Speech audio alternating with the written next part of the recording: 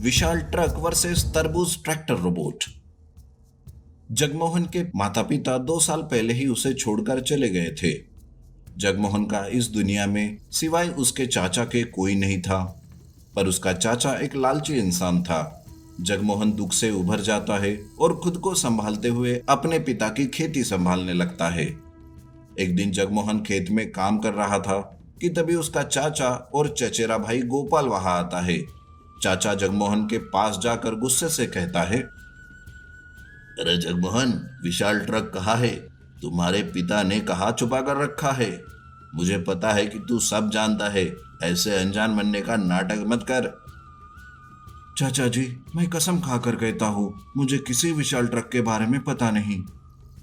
पिताजी, ये जगमोहन का बच्चा ऐसे मुंह नहीं खोलेगा। मैं अभी इसे सबक सिखाता हूँ। गोपाल जगमोहन को पीटने लगता है। जगमोहन मदद के लिए चिल्लाता है। तब आसपास के खेत में काम करने वाले लोग जगमोहन को बचाने आते हैं। तब लोगों से बचने के लिए गोपाल और उसके पिता वहां से भाग जाते हैं। जगमोहन के पास लोग आते हैं, उसे पानी पिलाते हैं। तभी एक आदमी कहता है, बेटा जगमोहन, ये तुम्हारा चाचा आखिर तुमसे क्या चाहता है? तुम इसकी कंप्लेंट पुलिस में क्यों नहीं करते बेटा? नहीं नहीं, वो मेरे चाचा है। मैं उनके खिलाफ कुछ नहीं करना चाहता। वैसे आप सबका बहुत बहुत धन्यवाद। अब आप जाइए, मैं ठीक हूँ। दरअसल जगमोहन को उस विशाल ट्रक के राज के बारे में कुछ पता नहीं था, पर उसके चाचा इस बात पर विश्वास नहीं करते। गोपाल हमेशा जगमोहन की हरकत पर नजर रखकर था। एक दिन जगमोहन हल से खेत में काम कर रहा था कि तभी उसका हल खेत में कहीं फंस जाता है। जगमोहन हल को बाहर निकालने की कोशिश करता है। तभी उसे वहां एक छोटा सा बक्सा मिलता है। जगमोहन उस बक्से को खोल कर देखता है तो वहां एक नक्शा होता है। उस नक्शे को देखकर जगमोहन सोचता है, शायद इस नक्शे में विशाल ट्रक का पता होगा।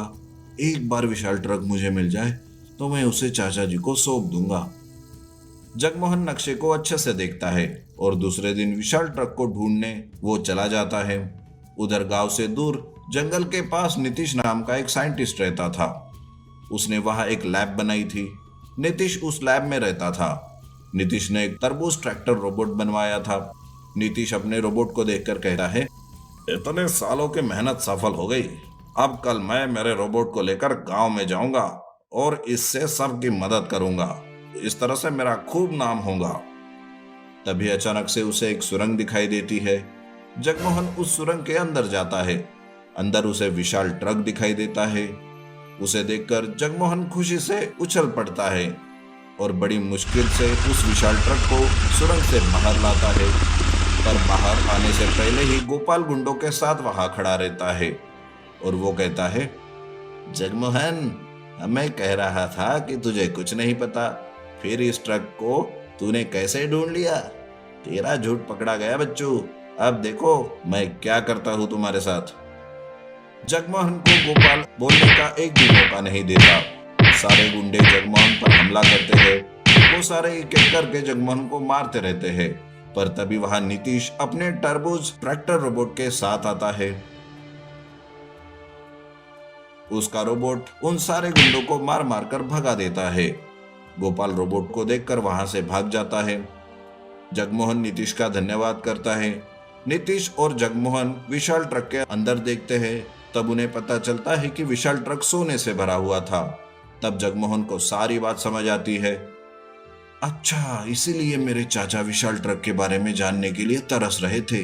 पर वो बहुत ही लालची है।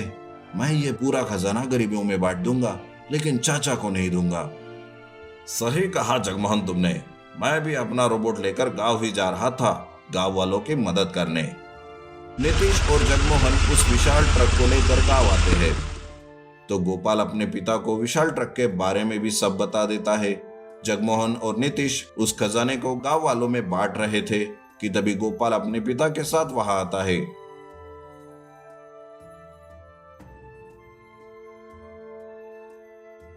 इस बार वो भी एक ट्रक रोबोट लेकर वहां आते हैं। तब तरबूज ट्रैक्टर रोबोट और ट्रक रोबोट में लड़ाई शुरू हो जाती है। पर तरबूज ट्रैक्टर रोबोट ट्रक रोबोट को मार गिरा देता है। उसी वक्त पुलिस भी सही समय पर आकर गोपाल और उसके पिता को बंदी बनाकर जेल में डाल देते हैं।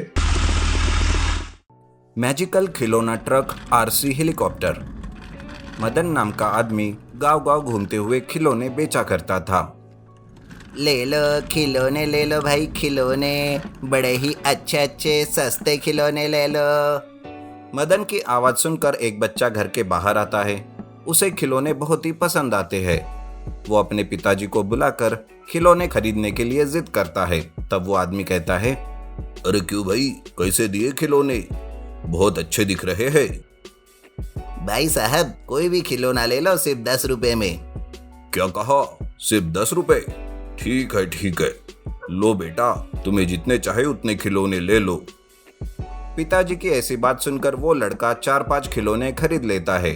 उसी के साथ साथ खिलौना ट्रक भी खरीदता है और वो अपने घर चले जाते हैं। मदन हंसते हंसते मन ही मन में सोचने लगता है, आज तो इस घर में ही चोरी करनी पड़ेगी, क्योंकि उन्होंने मेरा खिलौना ट्रक जो खरीदा है, पर उन्हें क्या पता कि वो मेरा खिलौना ट्रक एक मैजिकल ट्रक है जो उनका घर साफ कर देगा। मदन ऐसे ही मन में सोचकर हंसने लगता है और सीधा वहां से अपने घर चले जाता है। रात के समय में मदन फिर से उसी गांव में उस आदमी के घर के पास आता है और जादू से मैजिकल खिलौना ट्रक के साथ घर में चोरी कर लेता है। पैसे जेवर चुरा कर वो मैजिकल खिलौना ट्रक घर के बाहर आता है, जहां पर मदन उसकी राह देख रहा होता है। देखते ही देखते वो मैजिकल खिलौना ट्रक बड़ा बन जाता है। मदन पैसे और जेवर लेकर उस ट्रक में बैठकर वहां से गायब हो जाता है। दूसरे दिन जब सवेरे सवेरे लोग जाग जाते हैं तो उन्हें समझ में आता है कि उनके घर में चोरी हो चुकी है। इस तरह वो जोर जोर से रोने लगते हैं। सारे गांव वाले इकट्ठा हो जाते हैं। तब एक गांव का आदमी कहता है, अरे कोई तो पुलिस को बुलाओ। इस तरह पुलिस को फोन करके बुलाया जाता है। तब वहां इंस्पेक्टर महेश आता है। वो सारे घर की छानबीन करके पंचनामा करता है और उस आदमी से कहता है, घर से क्या क्या चीज चोरी हुई जरा हमें विस्तार से बताइए। मैं पूरी कोशिश करूंगा कि आपका चोरी किया हुआ सामान जल्द से जल्द मिले। वो आदमी इंस्पेक्टर महेश को चोरी की सारी बातें बता देता है। तभी उसका बेटा वहां आता है और वो कहता है, पिताजी पिताजी, वो मेरा खिलौने वाला ट्रक भी चोरी हो गया है। खिलौने वाले ट्रक के बारे में सुनते ही इंस्पेक्टर महेश चौंक जाता है। इंस्पेक्टर महेश उस बच्चे से अच्छे से पूछताछ करने लगता है। तब वो बच्चा खिलौना ट्रक के बारे में सब कुछ बता देता है। इंस्पेक्टर महेश को यकीन हो जाता है कि वो चोरी जरूर उस खिलौने वाले की ही होगी। इंस्पेक्टर खिलौने वाले की गांव में छानबीन करता है, पर उसे वो कहीं भी नहीं मिलता। इस तरह चोरी करने का सिलसिला दिन ब दिन गांव में बढ़ते ही रहता है और हमेशा की तरह हर चोरी में वो खिलौने वाला ट्रक शामिल रहता है। तब मदन सोचता है, जब तक मेरे पास एक मैजिकल खिलौना ट्रक है तब तक मुझे पुलिस पकड़ ही नहीं सकती। यूं चोरी करते करते बहुत सारा पैसा इकट्ठा कर लूंगा और ये देश छोड़कर ही चला जाऊंगा। इस तरह मदन चोरी करने का सिलसिला जारी रखता है। उधर इंस्पेक्टर बहुत कोशिश करता है मदन को ढूंढने का, लेकिन वो ढूंढ ही नहीं पाता। वो किसी भी तरह मदन को पकड़ ले इसी बारे में सोचते रहता है। तभी उसे एक दिन आइडिया आता है, अगर वो चोर खिलौने ट्रक से चोरी कर रहा है तो मुझे भी उसे पकड़ने के लिए कुछ ऐसे ही खिलौने का इस्तेमाल करना होगा। ऐसा सोचकर इंस्पेक्टर महेश एक आरसी हेलीकॉप्टर बनवाता है, जिसमें वो कैमरा छुपा कर रखता है और उस आरसी हेलीकॉप्टर से पूरे गांव पर वो नजर रखने लगता है। ऐसे में एक दिन मदन फिर से चोरी करने के इरादे से खिलौने बेचता है और फिर से वही सब होता है। रात के समय में मदन उसी घर में आता है जिस घर में उसने खिलौने ट्रक बेचा। मदन को आरसी हेलीकॉप्टर के बारे में कोई जानकारी नहीं रहती। वो जैसे ही उस घर में चोरी करने जाता, अपने मैजिकल खिलौने ट्रक को वो नीचे रखते ही बड़ा बन जाता है और मदन उस ट्रक को चलाते हुए वहां से जाने लगता है। दूसरी ओर महेश आरसी हेलीकॉप्टर की मदद से यह सब देख लेता है और मदन के ट्रक का पीछा करता है। अरे, ये मेरे पीछे पुलिस कैसे लग गई? इन्हें आखिर पता कैसे चला?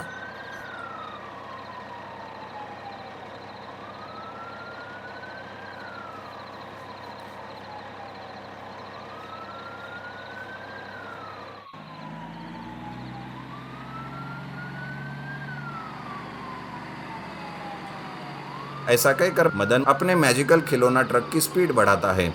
इंस्पेक्टर महेश उसका पीछा करता है। उसी के साथ वो कंट्रोल रूम में फ़ोन करके उसके बारे में सब कुछ बता देता है और आखिरकार आगे कुछ ही दूरी पर मदन को पकड़ लिया जाता है। आखिरकार पकड़ ही लिया तुम्हें, खिलौना ट्रक की आड़ में खुफिया चोरी कर रहे थे।